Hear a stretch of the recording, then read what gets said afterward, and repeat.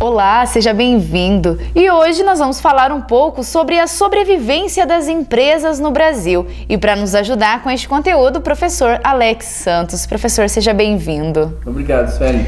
Bom, professor, Chiavinata ele descreve algumas fases do ciclo da vida da empresa. Quais seriam esses ciclos que o compõem?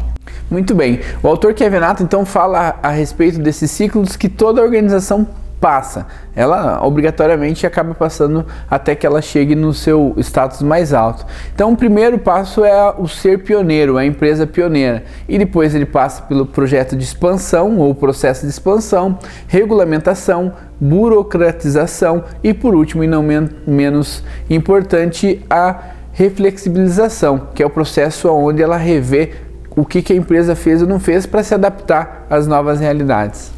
Bom, conforme o Sebrae 2011, as empresas que possuem até 19 funcionários em um faturamento anual de até 244 mil são classificadas como microempresas.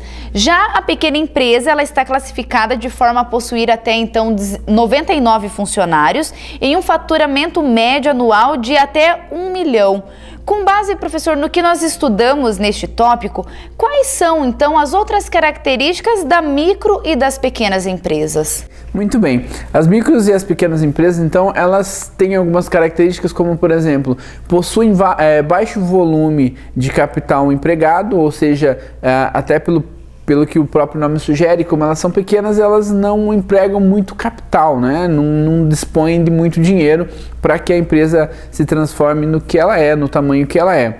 O que nós poderíamos também considerar são as altas taxas de natalidade, ou seja, existe uma criação de empresas muito grande, existe uma tendência de novas empresas muito grande, mas também existe uma tendência de empresas que se vão muito frequentemente. E por que não dizer que existe um baixo nível de terceirização? Empresas desse ramo não terceirizam, já que o custo é muito alto. Então muitas vezes eles fazem eles mesmos as suas atividades. Bom, professor, e quais são os benefícios e oportunidades da micro e pequena empresa?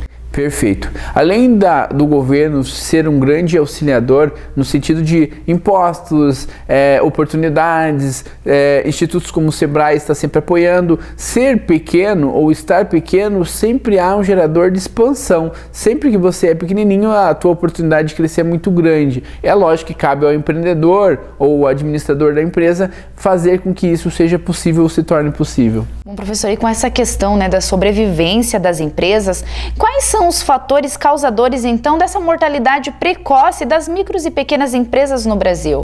Muito bem, isso é uma situação extremamente, por que não dizer uma situação triste? Porque essas empresas poderiam se transformar em grandes empresas aí no decorrer do tempo. Embora o Instituto Sebrae ele diga o seguinte, que dentro de 5 anos a maioria das empresas que são criadas elas acabam por perecer. E o maior problema disso é a falta da administração correta, ou seja, é a falta de profissionalização, a falta de buscar recursos, a falta de realmente se adaptar a uma realidade. Talvez seja uma síndrome de elas pensarem assim, eu ainda não sou uma empresa, e isso vai ficando com o tempo até que chegue um momento em que ela precisa se profissionalizar. Quem não faz, infelizmente, acaba fechando.